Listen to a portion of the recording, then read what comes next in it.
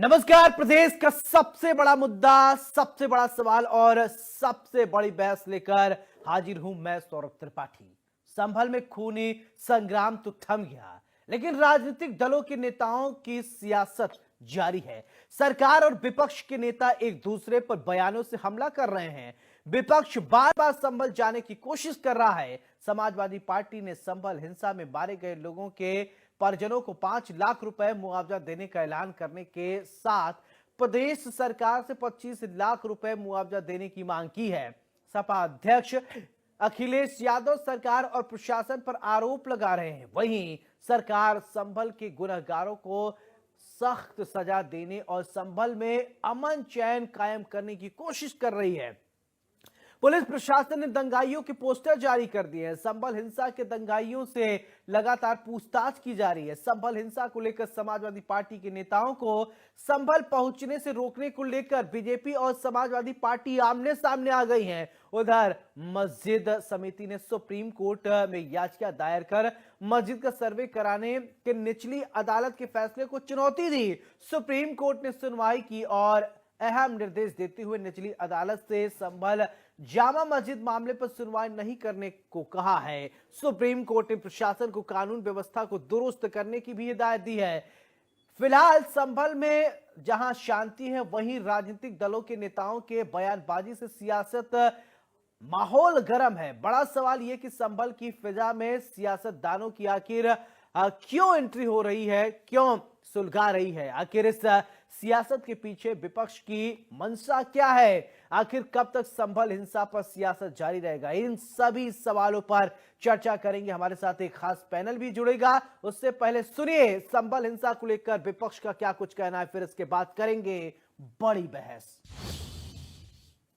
ये प्रशासन और सरकार की जिम्मेदारी बड़ी बनती है, लेकिन जो कुछ संभल में हुआ है, पहले दिन जब सर्वे हुआ किसी को आपत्ति नहीं थी, सभी लोगों ने मिलकर के सर्वे कराया। आखिरकार दोबारा सर्वे क्यों करने का मन बनाया प्रशासन ने, दोबारा बनाया। और जब जा रहा था सर्वे की टीम में तो बीजेपी कार्यकर्ता क्यों गए? ये पूरा का पूरा प्रशासन और सरकार का कराया हुआ झगड़ा है। अन्याय अगर किसी ने किया तो सरकार और प्रशासन ने मिलकर किया। आपके साथ न्याय मिले, वहाँ के लोगों का न्याय मिले, शांति हो। और शांति बीजेपी कभी पसंद नहीं कर सकती।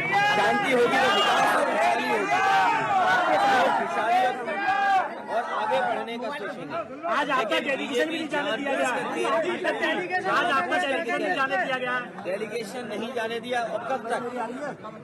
अंतर्गतवा डेलीगेशन या लोगों को मिलने तो आप।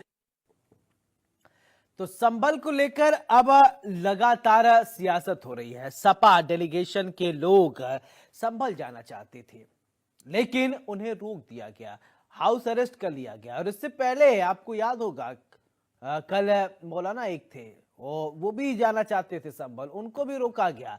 यानी संभल को लेकर जो ये सियासत की धुरी है, वहां के जो प्रशासन है, संभल के जिला के जो आला अधिकारी हैं, चाहे वो कमिश्नर आंजनी कुमार हो या चाहे डीएम हो, वो कह रहे हैं कि साहब अभी चीजें स्मूथ हो गई हैं, चीजें सही हो जाए, शांति व्यवस्था कायम हो जाए, सब कुछ अच्छा हो जाए, फिर आइए ना, मोस्ट वेलकम है। लेकिन अभी क्या जरूरत है?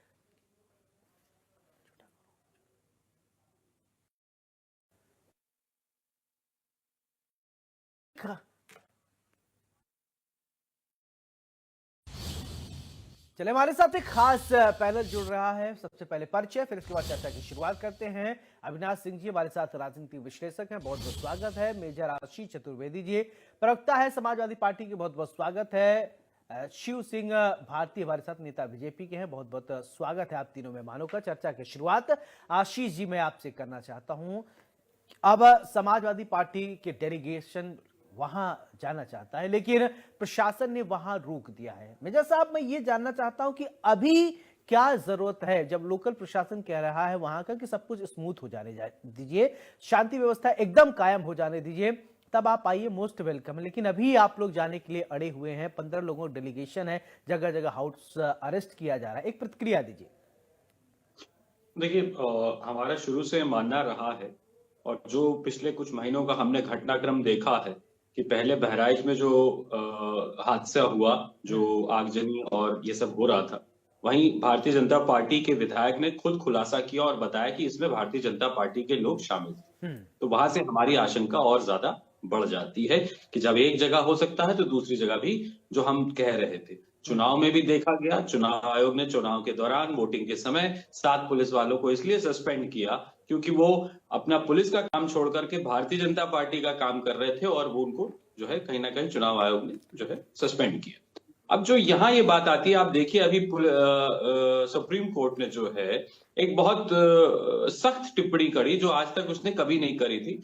उसमें कहा है, उसने हिदायत दी है कि उत्तर प्रदेश के पुलिस के डीजीपी को बता दो कि उनके खिलाफ हम ऐसा आदेश पास करेंगे कि वो जिंदगी भर नहीं भूल पाएंगे। इतने कड़े शब्दों में कभी भी सुप्रीम कोर्ट ने कभी टिप्पणी नहीं करी है, है ना। और सुप्रीम कोर्ट ने अभी स्टे भी अटैच नहीं किया क्या इन्होंने? यहाँ पे जो अभी हमारा अटैच नहीं किया क्या? कराया था उसको स्टे भी किया गया। वो नाम कहीं ना बोला कहीं उसने, पूरा प्रकरण है उसमें अगर आप देखें तो प्रशासन और शासन की कुछ ना कुछ गलत सामने आती हुई दिखती है। और एक लोकतंत्र के अंदर ये बहुत आवश्यक है कि जो विपक्ष है वो जनता की आवाज बने। जहां जनता को दबाया जा रहा हो, उसकी आवाज को दबाया जा रहा हो, उसकी आवाज विपक्ष बनता है। तो हम इसीलिए वहां जाना चाहते थे कि लोगों की बात सुन सके।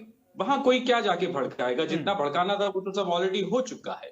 अब तो जाकर के चीजों को समझना है कि आखिर ये हुआ क्यों है और किसके इशारे पे और कैसे किया गया। चलिए ठीक है, हमारे साथ पंकज रस्तोगी जी भी है, बहुत बहुत स्वागत है आपका भी। चलिए ठीक है, शिव सिंह जी मेरा सवाल आपसे, शिव सिंह जी मेरा सवाल ये कि देखिए समाजवादी पार्टी के डेलीगेशन वहां पर जाना चाहते हैं और प्रशासन जो है वहां पर रोक रहा है कि नहीं, कि अभी आपको नहीं आना है। जब चीजें ठीक हो जाएंगी, संभल के लोग भी कहीं नहीं जा रहे हैं, जो परिवार के लोग हैं वहीं वो भी कहीं नहीं जा रहे हैं, आप आइए, मोस्ट वेलकम। लेकिन अभी समय जो है वो अनुकूल नहीं है, इसलिए जगह जगह पर रोका भी गया। एक प्रतिक्रिया मैं चाहूंगा आपसे। अभी आशीष जी ने एक लाइन बोली कि जो कोई क्या दंगा भड़काएगा, जो भड़काना था भड़का दिया।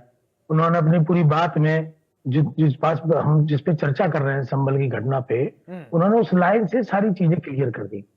अब आप देखिए उस डेलीगेशन में वहां के सांसद का नाम भी है और वही सांसद वहां के आरोपी भी बनाए गए हैं। पुलिस ने वहां उनको आरोपी बनाया और आरोपी उन तथ्यों पर बनाया है कि जब मस्जिद से कहा जा रहा था कि कुछ भी करेंगे तो हमारा सांसद हमारे साथ है, कुछ होने नहीं देगा, तो इन वक्तव्यों के आधार पर इनको आरोपी बनाया।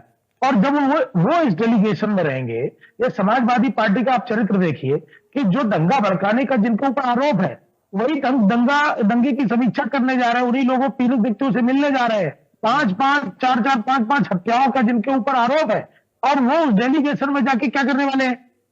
और निश्चित रूप से मानिए कि संविधान की कॉपी अपने साथ इस समय समाजवादी पार्टी और इंडिया अलायंस लेकर घूम रही है, क्योंकि संवैधानिक प्रक्रिया के अंतर्गत अगर शासन प्रशासन कोर्ट कहीं भी हस्तक्षेप करनी जाती है तो इनको बर्दाश्त नहीं है। तो संविधान की रक्षा करने की बात किस तरह से करते हैं? संविधान की रक्षा करने की अगर बात करेंगे तो आज ये खड़े होते और वो संभल में करके कि कोर्ट अपना काम करेगी। कोर्ट ने अगर आदेश दिया, कोर्ट के आदेश पे गया, भारतीय जनता पार्टी के आदेश पर वहां कोई सर्वे करने नहीं गया था। और सर्वे कोई आज नहीं हो रहा, सर्वे पूर्व में भी सर्वे होते आए हैं। अगर कहीं ऐसी कोई याचिकाएं डाली गई है और कोर्ट में करो कि कोर्ट सर्वे पर ही है, कोर्ट ने अगर आदेश किया है तो हम सभी उसका पालन करते हैं। कोर्ट की अवमानना करना इसका मतलब है कि आपका संविधान में विश्वास खत्म हो गया है। संविधान को जो आप रक्षक बनने की बात कर रहे हैं सिर्फ आपका एक ढोंग है। और जहां तक इन्होंने प्रशासन के ऊपर वहां पर सवाल खड़ा किया है, प्रशासन इस वजह से दंगों को वहां रोक दिया। नहीं तो दंगों की स्थिति देखिए कि सर्वे टीम ने, अभी अखिलेश यादव जी का आपने वक्तव्य सुनाया कि वहां भारतीय जनता पार्टी के लोग थे। कौन से भारतीय जनता पार्टी के लोग थे वहां? इतने कम मात्रा में वहां डेलीगेशन गया और वो डेलीगेशन इतनी कम मात्रा में गया, इस कारण उन पर अटैक हुआ। अगर ऐसी पहले ऐसी सुगबगाहट होती तो दोनों तरफ के लोग खड़े होते, लेकिन वहां पहले से ट्रैक्टर में ईंट और पत्थर भर के लोग खड़े थे और उनके ऊपर अटैक कर दिया गया। बिना सचेत किए, बिना इंफॉर्मेशन किए उनके ऊपर अटैक किया गया। और वहां के सांसद, वहां विधायक के पुत्र, इन लोगों के अगर प्रशासन ने कई नाम शामिल किए तो आप देखिए 19 तारीख को घटना होती है और सांसद वही रहते हैं। 24 तारीख को जब सर्वे टीम जाती है तो सांसद वहां। मैं पंकज जी से ले लेता हूं। पंकज जी मेरा सवाल आप, तो ये जो पूरा प्रकरण है। अब देखिए, पहले वहां पर हिंसा भड़की, माहौल तनावपूर्ण था, शांतिपूर्ण व्यवस्था कायम करने की पूरी कोशिश की। पहले जुमा का नमाज भी बीत गया शांतिपूर्ण तरीके से, लेकिन अब समाजवादी पार्टी के जो डेलीगेट्स हैं, लोग हैं, वरिष्ठ लोग हैं, सीनियर लोग वहां जाना चाहते हैं। वो आपजे की भी मांग कर रहे हैं कि राज्य सरकार 25 लाख दे, और खुद समाजवादी पार्टी जो है 5 लाख रुपए देने की बात करे। एक प्रतिक्रिया दीजिए पंकज जी। देखिए, जिस तरह से वहां पर संभल में न्यायालय के आदेश पर सर्वे हो रहा था, 19 तारीख को वहां सर्वे हुआ, फिर 24 तारीख को फिर सर्वे हुआ, वृहद सर्वे का आदेश दिया गया कोर्ट ने, और बाकायदा 29 तारीख को इसकी रिपोर्ट जमा करनी थी कोर्ट में, जो कोर्ट द्वारा निर्धारित लोग थे उस सर्वे टीम के। और 24 तारीख को सर्वे होता है सुबह 7 से 8। उसके बाद वहां सुनियोजित तरीके से दंगा भड़काया जाता है। दंगाई वहां पर आते हैं। जो ये संघर्ष तुर्की और पठान समुदाय के वर्चस्व का संघर्ष था, और जो वहां के सांसद हैं आपके, वो तुर्की समुदाय से आते हैं, सफीर जिया रोमान वर्ग, जो सफीर रोमान वर्ग के पौत्र हैं, और इसीलिए वहां जो है वहां जबरदस्त हिंसा होती है। वो लोग एक दूसरे पर वार प्रतिवार करते हैं, तमंचे से फायर करते हैं। पुलिस को बल प्रयोग करके, पुलिस को लॉ एंड ऑर्डर मेंटेन करना है, पुलिस इसलिए पुलिस उस पर पूरी कार्रवाई करती है और उस पर रोकथाम करती है। लेकिन जिस तरह से अभी सियासत समाजवादी पार्टी द्वारा की जा रही है, और वहां पर धारा 144 लागू है, जो इस समय 163 धारा बीएनएस की वो लागू है। और उत्तर प्रदेश सरकार ने भी कहा है जब स्थिति सामान्य हो जाए तो आप जाइए, क्योंकि वहां जाने से 4 लोग वहां पर मारे गए, 4 से 5 लोग। और समाजवादी पार्टी को भी निर्देश दिया है भारतीय जनता पार्टी की उत्तर प्रदेश सरकार ने, कि वहां आपके जाने से जो सांसद खुद उस घटना में शामिल था और वो उसके ऊपर खुद मुकदमा कायम है, वो वहां पर क्या समीक्षा करेगा, उससे माहौल बिगड़ सकता है। और इसलिए आपका जाना भी उचित नहीं है। सामान्य स्थिति हो जाए उसके बाद समाजवादी पार्टी जाए। वहां पर जो मुआवजा देने की बात समाजवादी पार्टी कर रही है कि 5 लाख रुपए मुआवजा पार्टी की तरफ से दिया जाएगा, और उत्तर प्रदेश सरकार से उसने 25 लाख रुपए मुआवजे की मांग की है। लेकिन उत्तर प्रदेश सरकार ने जो दंगाई थे उनके वहां बाकायदा चिन्हित किए जा रहे हैं। 1000 लोगों के खिलाफ, 800 से 1000 लोगों के खिलाफ लगभग FIR दर्ज है।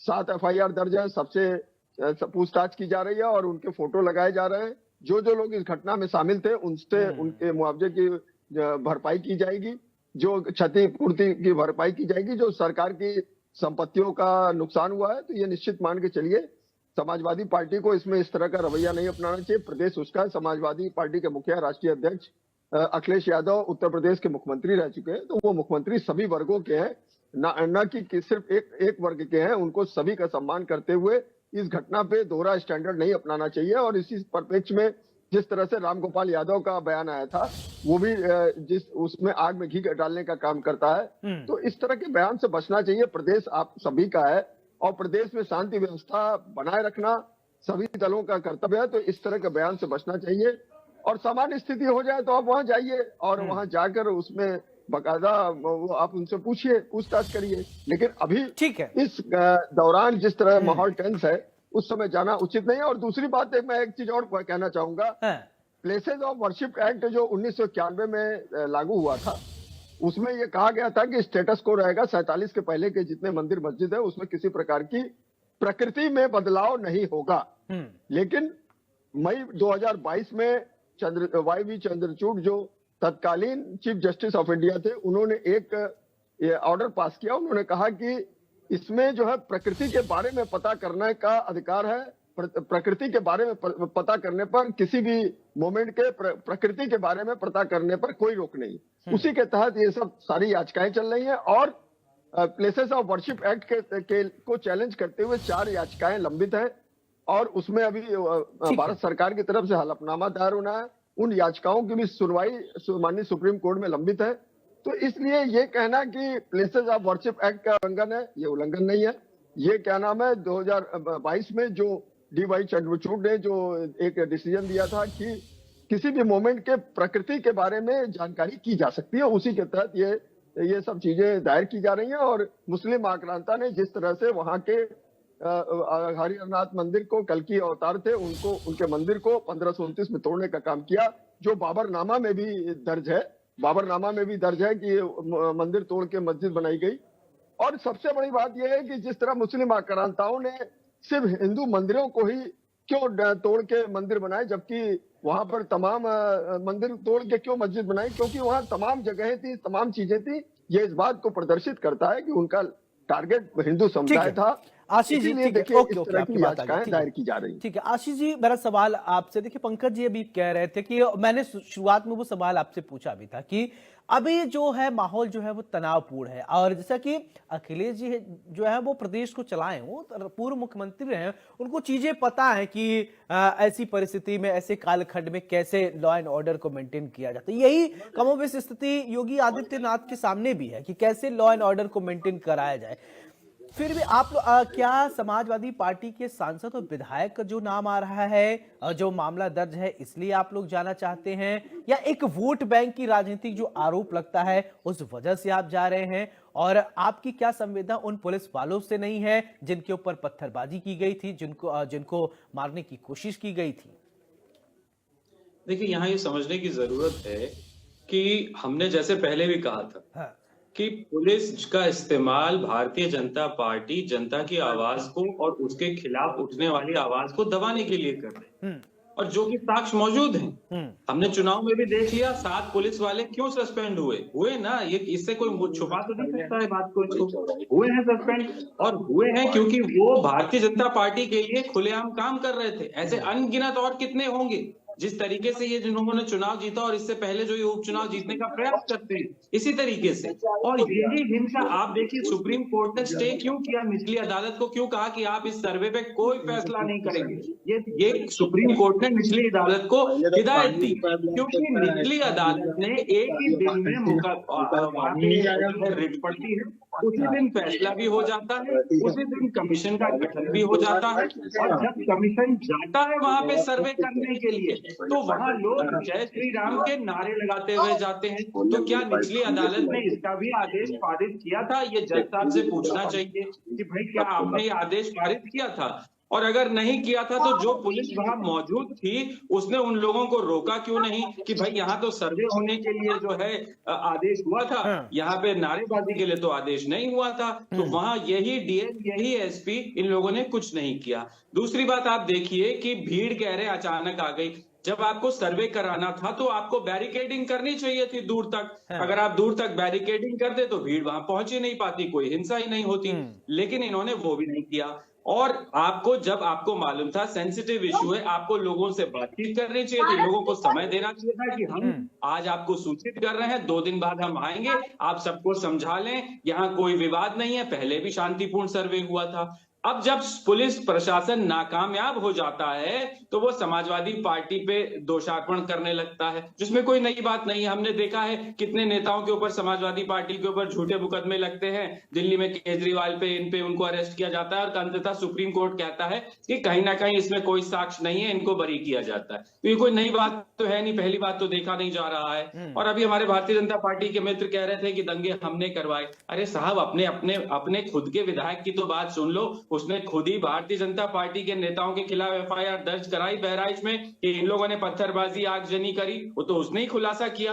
हमारी बात नहीं मानते तो वो तो भारतीय जनता पार्टी का विधायक है ना। ये बात और है कि योगी जी ने उसमें कुछ भी कार्रवाई उसके बाद नहीं करी, जैसे ही पता चला कि दंगाई जो थे वो भारतीय जनता पार्टी के थे। ये एक और विषय है। तो हम, और इसीलिए हम जानना चाहते हैं कि लोग, आप वीडियो देखिए ना, अखिलेश जी ने खुद शेयर किया है कि कैसे एक मजदूर जो वहां मजदूरी करने गया था, पुलिस ने बोल दिया कि ये सुनियोजित ढंग से, एक मजदूर है, घर में खाने को नहीं है उसके, और वो उसको कि ये जो है दूसरे शहर से यहाँ दंगा करने आया था। अरे एक मजदूर आदमी जिसके पास रहने को नहीं, खाने को नहीं, वो दूसरे शहर से वहां दंगा करने चला आया था। ये पुलिस का वर्जन है। तो पुलिस कहीं ना कहीं ऐसी, और उसने बताया कि मुझे बोल रहे हैं, मुझ पे दबाव बना रहे हैं कि तुम झूठे बयान दे दो। तो बोले साहब मैं बहुत छोटा आदमी हूं, मैं किसी के खिलाफ झूठा बयान कहां से दे दूं। तो ये पूरी कहानी जो रची गई, और सब पुलिस ने जो कहा कि उनके ऊपर गोलियां चली, पुलिस एक वीडियो दिखा पाई जो उनके ऊपर गोलियां चली। ये तो सबने वीडियो देख लिए कि पुलिस गोलियां चला रही थी, हमने वहां भी देखा, हमने उपचुनाव में कानपुर में भी देखा कि कैसे निहत्ती खड़ी महिला के ऊपर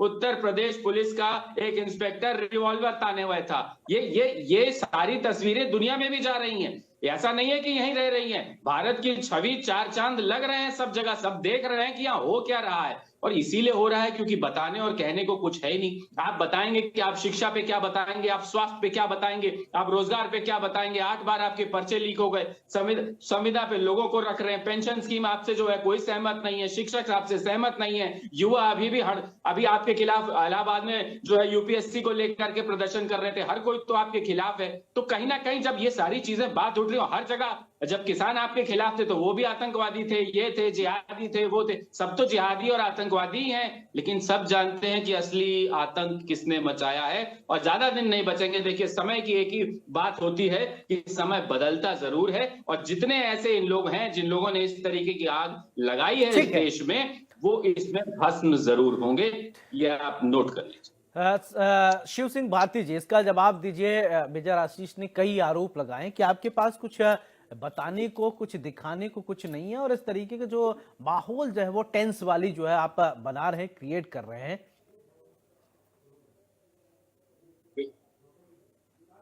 समाजवादी पार्टी टीवी पर बैठ के तो बातें करती है, विभिन्न मुद्दों को गिरा देगी। इनसे पूछिए कि इनके कौन से नेता, कौन से कार्यकर्ता सड़क पर उतर के जनता के बीच में जाते हैं, जनता की सुख और दुख में उनसे बात करने जाते हैं? नहीं जाते। इनको जनता से कोई सरोकार नहीं। ये सिर्फ आशीष जी ये सिर्फ मुद्दों को बढ़ा के और राजनीति करना जानते हैं। ये सिर्फ झूठ फैलाकर राजनीति करना जानते हैं। संविधान चिल्लाते हैं, राष्ट्र को खत्म कर देंगे चिल्लाते हैं, और उसके बाद जब इनका मुद्दा काम नहीं करता है तो इनको चाहे दंगे भड़काने पड़े, चाहे इनको हत्याएं करानी पड़ेगी, उससे भी कुछ नहीं आते। और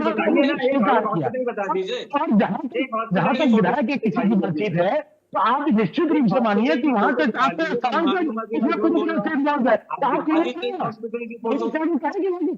सरकार ने बनाया, जो योगी सरकार ने बनाया, बताइए ना। आपको इतनी ही चिंता है तो आपके नेता जनता के बीच में जाए, जनता के लिए आंदोलन करें, इनके लिए सड़क पर उतरे। लेकिन आप देखिए लोकसभा का जो परिणाम है,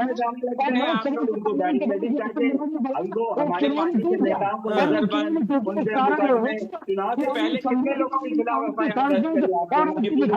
लोगों को धमकाया कि वोट नहीं डालने जाओ।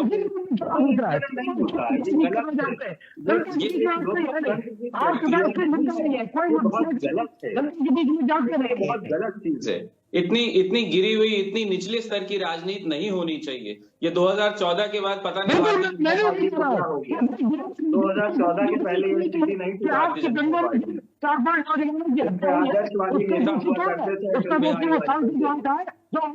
हुआ करते थे।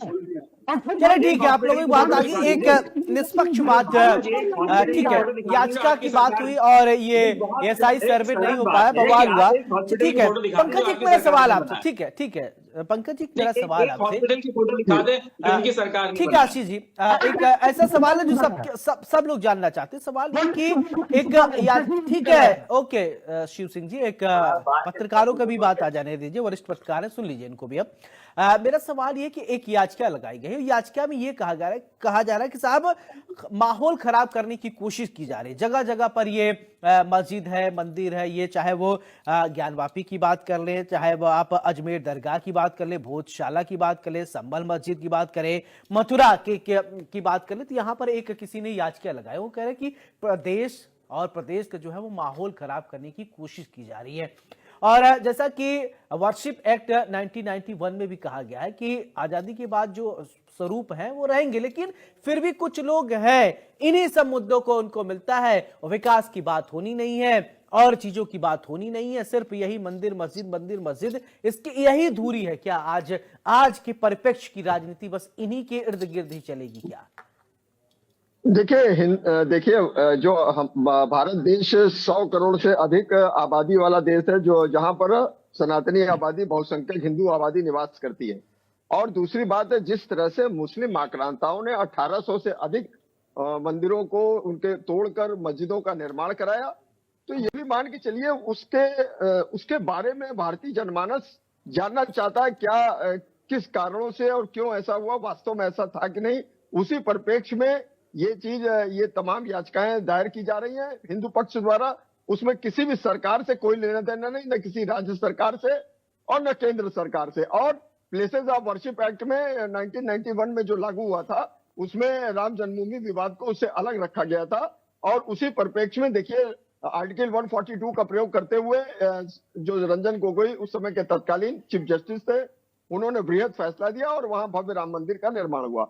और मई 2022 में वाईवी चंद्रचूड़ ने जैसे उससे अलग फैसला देते हुए एक ये दिया कि worship places of worship act में ये तो जरूर था कि आप जो है किसी नेशनल जो भी मंदिर मस्जिद है उसके स्वरूप के बारे में प्रकृति को बदल नहीं सकते हैं, लेकिन जो स्टेटस को था। लेकिन 2022 में जो उन्होंने फैसला दिया उसमें उन्होंने कहा कि प्रकृति के बारे में जानने पे कोई रोक नहीं है। इसी के तहत ये फैसले आ रहे हैं और हमने फिर कहा कि इसके बारे में 4 याचिकाएं लंबित है, तो ये निश्चित रूप से इस पर भी कोई डिसीजन आ जाएगा। और सवाल इस बात का है, अभी देखिए अजमेर दरगाह का मामला है, वहां पर 800 वर्ष पहले वहां पर कहा जा रहा है कि शिव मंदिर था और शिव मंदिर को तोड़कर जो है वहां मस्जिद दरगाह बनाई गई।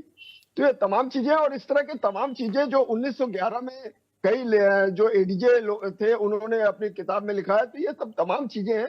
तो एसआई में भी उसका रिकॉर्ड है। तो उन्हीं सब तथ्यों को देखते हुए भारतीय अच्छा, ये सब तो है तो मोहन भागवत पंकज जी एक मिनट लेकिन सुप्रीम कोर्ट ने इस पे देखिए इस तरह की चीजों पे एक डायरेक्शन देने का काम किया और कहा कि इस पे तत्काल रोक होनी चाहिए। 8 जनवरी तक उसने रोक लगा दिया और मुस्लिम पक्ष से कहा कि आप जो है हाई कोर्ट जाइए और वहां अपील करिए 3 दिन के भीतर। और इसी के परिप्रेक्ष्य में देखिए मुस्लिम हिंदू पक्ष ने वहां पर कैविएट भी दाखिल कर दिया है। ठीक है, एक छोटा सा और प्रतिक्रिया मैं पंकज जी इस पे बता दिया। मोहन भागवत को ये कहने की क्या जरूरत पड़ गई कि हर मस्जिद में आप मंदिर मत ढूंढिए, ऐसे इससे माहौल खराब होता है। इस मोहन भागवत को कोट करते हुए मैं चाहूंगा उन पर भी एक आप प्रतिक्रिया दीजिए, क्योंकि उन्होंने हाल ही में ये बात कही, क्योंकि देश में जिस तरीके से स्थिति बन रही है। देखिए उन्होंने सर्वधर्म समभाव को देखते हुए, वो मोहन भागवत जी आरएसएस के सरसंचालक हैं और आरएसएस एक राष्ट्रवादी संगठन है, तो उन्होंने एक इस तरह की टिप्पणी किया सर्वधर्म समभाव को देखते हुए।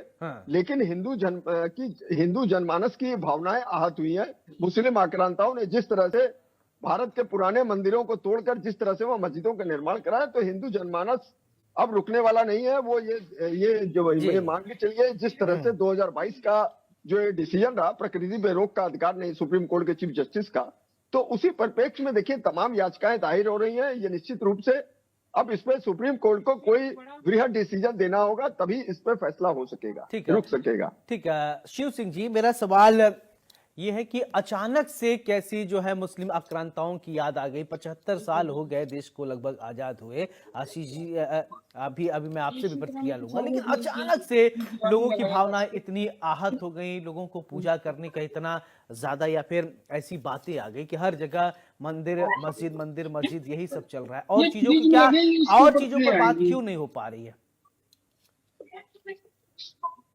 अचानक से नहीं हुआ ये। हम पिछले कई वर्षों का जब हम समीक्षा करेंगे तो हम देखेंगे यही जो हरि मंदिर की बातचीत हो रही है संभल में, यहाँ पूर्व में भी हिंदू पूजा करने जाते थे। हमारे विवाहों के वहां जो विवाह होते थे, उनके जो संस्कार हमारे मंदिरों पर होते थे वो वहां पर किए जाते थे। लेकिन पूर्व में यहाँ के जो सांसद थे उनके द्वारा वहां बंद कराया गया। इनके नेताओं द्वारा बहुत जगह आप ये समझिए कि जब पूजा होती तो पूजा के लाउड स्पीकर बंद कर दिए जाते थे। जहां मुस्लिम बस्ती होती है तो इनके नेताओं द्वारा वहां पर स्पीकर बंद करना, पूजा में रोक टोक लगाना। जब आप किसी को प्रताड़ित करने का काम करेंगे, उसको जब उसकी जो मौलिक अधिकार है उनका जब हनन होगा, तो निश्चित रूप से मानिए कि वह जब निकल के आते हैं, और निश्चित रूप से मानिए जहां जहां भी सर्वे हुआ, चाहे वो ज्ञान भाटी में हुआ हो, चाहे वो राम मंदिर में हुआ हो, चाहे वो संभल में हो रहा हो, या आगे भी कहीं होगा, तो आप निश्चित रूप से मानिए जहां जहां दावा किया है वहां हिंदू मंदिर निकले हैं। और क्यों निकले हैं? क्योंकि जो भी मुस्लिम आक्रमता है वह तो मुस्लिम को समझना चाहिए कि वो मुस्लिम आक्रमता है। ठीक है, एक हमारे यहाँ बहुत फेमस नारा है और बहुत जगह जगह पर लिखा गया है, शायद अब इस नारे को मिटा देना चाहिए, हटा देना चाहिए। हिंदू मुस्लिम सिख ईसाई आपस में है सब भाई भाई। अब मतलब ये जो नारा या वसुधैव कुटुंबकम की, अरे सुनिए तो मैं मेरे सवाल पूछ लूं, वसुधैव कुटुंबकम को आप कहते हैं कि परिपाटी को मारने वाले हैं लोग हैं, पूरे विश्व को आप अपना परिवार मानते हैं, तो क्या ये लोग अभी जो है वो आपके परिवार के पार्ट नहीं है? बताइए। इसमें क्या लगाने जाता है? शिव सिंह जी, वसुधैव, मुझसे पूछा? हाँ, मैं आपसे ही पूछ रहा हूँ कि दो चीज है, एक तो ये नारा हटा देना चाहिए, हिंदू मुस्लिम सिख ईसाई आपस में है सब भाई भाई, क्योंकि अभी जैसी चीजें देखने को मिल रही है उसकी जरूरत नहीं है मौजूदा स्थिति में। देखिए क्या है ना, सनातन परंपरा में और हिंदू धर्म की जो आस्था है, जितनी भी आप पुस्तकें देखेंगे, जितने भी आप तथ्य देखेंगे, हमने तो बचपन से सुना है, और मेरे पैदा होने से बहुत पहले राम मंदिर है, राम अयोध्या में जन्मे, यह वर्णित है। लेकिन राम का जहां मंदिर बनना, राम का जहां मंदिर होना चाहिए वहां पर मस्जिद खड़ी है, वहां पर उनका जान करनी है। आप निश्चित रूप से मानिए कि 91 में भी कहा गया कि हमारे तीन मंदिर है। नहीं, मैंने जो सवाल पूछा शायद आप उसका जवाब दीजिए। मतलब ये जो कोटेशन है उसको हटा देना चाहिए ना, मैं यही जानना चाहता हूँ कि आप कह दीजिए हटा दीजिए, मुझे जरूरत नहीं है, आप कह दीजिए ना। अगर बाकी में भाईचारे में काम रखना, ठीक है आशीष जी, मैं आपसे जानना चाहूंगा, ये बातें मैं खुद ही उलझ गया, मैं खुद ही कंफ्यूज हूँ। इसके मुझे पंकज जी के पास भी जाना पड़ेगा, इसके लिए पहले आशीष जी आपसे प्रतिक्रिया ले लेता हूँ। आशीष जी देखिए, एक तरफ हम कहते हैं वसुधैव कुटुंबकम, एक तरफ हम कहते हैं कि हिंदू मुस्लिम सिख ईसाई आपस में भाई भाई, दूसरी तरफ क्या कहा जा रहा है इस समय कि सनातन धर्म वाले जो है हिंदू जाग जाओ, आप भी हिंदू हैं, ब्राह्मण परिवार से आप भी आते हैं। सनातन धर्म को किससे खतरा है, हिंदुओं को किससे खतरा अचानक से हो गया, तो समझाइए, आप भी तो हिंदू हैं, ब्राह्मण परिवार से भी आते हैं। देखिए, मैं भाजपा से ज्यादा जो देश की जनता है उससे ये कहना चाहूंगा कि बगल में एक इंडोनेशिया करके देश है, वहाँ 90 से 95% आबादी जो है वहां पे मुसलमान है, और 5 से 6% जो है वहाँ हिंदू आबादी है। लेकिन हिंदू बड़े आराम से रहते हैं, ना हिंदुत्व खतरे में है वहाँ, ना वहाँ कोई दिक्कत होती है इस तरीके की, क्योंकि वहाँ भाजपा नहीं है इंडोनेशिया में। तो 5% हिंदू भी जो हैं वो 95% मुस्लिमों के बीच में आराम से सुख शांति से अपना जीवन व्यतीत करते हैं। 2 साल पहले मैं भी घूमने गया था, आराम से घूम के आया, तो लोगों से बातचीत हुई, बहुत से मंदिर हैं, बहुत से लोग अपनी जो रीति रिवाज हैं बड़े आराम से, बड़े शांतिपूर्वक लोग रहते हैं। पश्चिम के कितने कदमों से कर गया है ये हिंदुस्तान में खतरा मंडरा रहा है, और वो खतरा है भाजपा, जो इस देश को दीमक की तरह खाए चली जा रही। आप चाहे देश पे कर्ज को उठा लीजिए, आज 2 लाख करोड़ पार कर गया है, कर्ज पार कर गया है। जो 400 का सिलेंडर था वो 1000 का हो गया है। जीएसटी जो पहले टैक्स वसूला जाता था इनसे आने से पहले, वो मैक्सिमम जो सबसे ज्यादा टैक्स था वो 14% था, आज 28% हो है। तो ये है प्रगति और ये है योगदान इनकी सरकार का। जो आयात निर्यात की स्थिति थी, जीडीपी की स्थिति थी, गूगल कर ले, जो भी पढ़ा लिखा व्यक्ति है खुद समझ जाएगा, मेरे कहने की जरूरत नहीं। तो अब सवाल उठता है कि जनता से वोट कैसे लिया जाए, जब यहाँ पे तो सब जो है औंधे मुंह गिर गई भाजपा।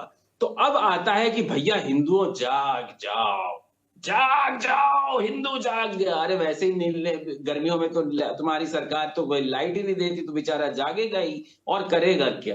तो कहीं ना कहीं इन लोगों ने इसी तरीके के मुद्दे उठाने शुरू कर। आप देख लीजिए ना, बांग्लादेश में हिंदू मारे जा रहे हैं, इनकी सरकार ने बहुत चिल्लाया है, और किसको पनाह दी? शेख हसीना, मुस्लिम जो वहां की थी, जो हिंदू वहां बॉर्डर पे चिल्लाते रहे कि बॉर्डर खोल दो, हमें अंदर आने दो, मोदी जी ने कहा no no entry, Sheikh Hasina आ जाओ। तो ये है भारतीय जनता पार्टी का असली चेहरा। उन हिंदुओं को बचाने के लिए इनकी सरकार ने कुछ नहीं किया। यूएन में उठाया नहीं उठाया, कुछ किया कुछ नहीं किया, सिर्फ टीवी चैनलों पे दिखाया कि हिंदू मारे जा रहे हैं। भाई अरे किया कुछ आपने उनके लिए? क्योंकि आपका हिंदुत्व से कोई लेना देना ही नहीं, आप चाहते ही नहीं शांति कहीं भी, ना यहाँ ना वहां, वहां की दिखा के यहाँ लोगों को वोट लेना चाहते हैं। इसलिए आपने कहा मरने दो, वो जो बांग्लादेश में हिंदू बच्चा जितना मरेगा उतना हम यहाँ दिखाएंगे और उसके बिना पे हम यहाँ वोट लेंगे। ये इनकी राजनीति है। तो इसके अलावा आप खुद देख लीजिए, चाहे योगी हो चाहे मोदी हो, किसी ने बताया कि हमने ये किया ये किया ये किया, हम ये करेंगे हम ये करेंगे हम ये करेंगे। चलिए ठीक हुआ है। क्या? वो तो शिव सिंह हम सबके सामने जी, देखिए अभी ये कह रहे हैं कि आशीष जी हम करेंगे, जहां पर गागे ही आता है वहां एडवर्टीजमेंट होता है, यानी सिर्फ प्रचार किया जा रहा है और कुछ किया नहीं जा रहा, ये कहना है आशीष जी का, सिर्फ प्रचार, इसके अलावा काम धरातल पे कुछ नहीं। बताइए, एक छोटा सा प्रतिक्रिया दीजिए, फिर इसके बाद मैं पंकज जी के पास जाऊंगा और जो सवाल मैंने आशीष जी से पूछा था पंकज जी से वही सेम सवाल मेरा होगा। चलिए ठीक है, बोलिए। बांग्लादेशी घुसपैठियों को वोटर बनाकर और उनसे वोट लेकर, और तमाम ऐसे कस्बे हैं पश्चिम के कि जिनको मुस्लिम दखल करके हिंदू को पलायन करना पड़ा और इनकी सरकार में करना बॉर्डर पे कौन खड़ा है? इनका तो मत करिए, सुनिए कौन खड़ा है बताइए जरा, बांग्लादेश के बॉर्डर पे कौन खड़ा है? आप एक बार सुन लीजिए, या वेस्ट बंगाल की पुलिस खड़ी है, या ममता बनर्जी वहां कंट्रोल कर रही है बाउंड्री को? बताइए, पहले सिर्फ इतना जवाब दे दीजिए कि बॉर्डर को कौन कंट्रोल कर रहा है बांग्लादेश के, मुझे इतना बता दीजिए आप अपनी समझ से। मैं आपको बता रहा हूँ, मैं आशीष एक मिनट सुन लीजिए, मैं आपको बता रहा हूँ, जितने भी बांग्लादेशी घुसपैठी हैं उनको वोटर बनाकर वोट लेने का काम कौन कर रहा है? बॉर्डर पे कौन खड़ा है ये तो बताइए। बॉर्डर पे कौन खड़ा है? आर्मी खड़ी है, बीएसएफ खड़ी है, बॉर्डर पे आर्मी खड़ी है या बीएसएफ खड़ी है? पहले ये बताइए, वहां मैं आपकी जानकारी। बॉर्डर पर जो खड़ा है वो खड़ा है, मैं कह रहा हूँ जो घुसपैठ में आपकी सरकारों में, जो केंद्र में कांग्रेस की सरकार थी, एक मिनट, मतलब आप इंडियन आर्मी और बीएसएफ को इतना नीचे गिरा रहे हैं कि ममता बनर्जी इंडियन आर्मी को आदेश देती है और बीएसएफ को आदेश देती है ये बांग्लादेश घुसपैठियों को आने दो, और इंडियन आर्मी और बीएसएफ कहती है वहां ममता जी आपने आपके कहने मुताबिक आप यही कह रहे हैं कि इंडियन आर्मी और बीएसएफ बॉर्डर सिक्योरिटी फोर्स जो अपनी जान की बाजी लगा के खड़ी हुई है वो बिक गई है ममता बनर्जी, उनको पैसे दो, आने देंगे। आप हर टीवी चैनल पे बैठ के इंडियन आर्मी और बीएसएफ को जो है इतना नीचे गिरा रहे हैं अपनी राजनीति के बात को सिद्ध करने के लिए। जितनी बार ये बात सुनता हूं मैं हमेशा पूछता हूँ बॉर्डर पे कौन खड़ा है, बॉर्डर पे कौन खड़ा है, बीएसएफ खड़ी है, इंडियन आर्मी खड़ी है, दोनों में से कौन बिक गया और क्या रेट लगा दिया है बता दीजिए। इंडियन आर्मी का क्या रेट लगाया आपकी सरकार ने? आपके क्या रेट लगाया कि इंडियन आर्मी कितने में बिक गई वहां पे? बताइए क्या रेट लगाया, क्या रेट? नहीं आशीष जी, देखिए इंडियन आर्मी को पूरा देश बहुत सम्मान करता है, नहीं इस तरीके की बात नहीं आशीष जी। देखिए तो भैया बॉर्डर पे तो ममता बनर्जी की पुलिस नहीं खड़ी, कार्यकर्ता नहीं खड़ा, बीएसएफ खड़ी है, इंडियन आर्मी खड़ी हुई है। अब ये जो मैं सुनता रहता हूं भारतीय जनता पार्टी के नेताओं से, मैं हमेशा पूछना चाहता हूं कि बॉर्डर पे तो पुलिस तो है नहीं कि बिक गई, पैसे ले लिए और आ गया, वहां तो पुलिस नहीं है ना, वहां तो बीएसएफ और इंडियन आर्मी खड़ी है बॉर्डर पे, तो कहां से आ रही है ये घुसपैठ? जो जवाब दीजिए शिव जी।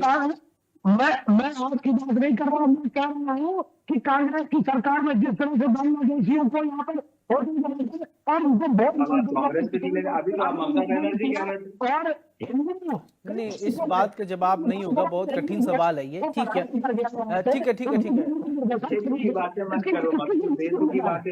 नहीं आशीष जी, ये सवाल आपने बहुत कठिन पूछ लिया। ठीक है, मैं पंकज जी मैं आपके पास आ जाता हूँ। ठीक है, ओके आपकी बात है। पंकज जी, मेरा सवाल आपसे, देखिए बहुत लंबे समय से आप भी पत्रकारिता करते आए हैं और आपने बहुत पहले कितनी सरकारों के आते जाते देखा होगा। बिल्कुल, बिल्कुल। आपने अटल जी को उस बात को भी याद किया होगा या देखा होगा, पढ़ा होगा, सरकारें आएंगी जाएंगी, सरकारें बनेंगी बिल्कुल। बिगड़ेंगी, लेकिन ये देश रहना चाहिए। ये अटल जी कह के सदन में चले गए हैं, बहुत पूजनीय और बहुत बिल्कुल। सम्मानीय रहे हैं। लेकिन आज के बिल्कुल परिप्रेक्ष्य अटल जी में सम्मान नहीं रहे। हिंदू मुस्लिम सिख ईसाई आपस में भाई भाई, इसको दरकिनार शायद डिलीट करने की जरूरत आ गई है और सिर्फ हिंदू बहुत अल्पसंख्यक हो गए हैं, परेशान हो गए हैं और या हिंदू खतरे में है। इन सब बातों को जो फैलाया जा रहा है, ये सही बात है या फिर वास्तव में ऐसा हो रहा है, एक वर्ग विशेष हावी हो रहा है?